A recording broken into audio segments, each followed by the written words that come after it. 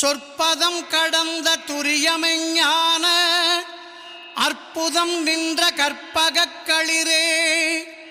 சொற்பதம் கடந்த துரியமெஞ்ஞான அற்புதம் நின்ற கற்பகக் களிரே.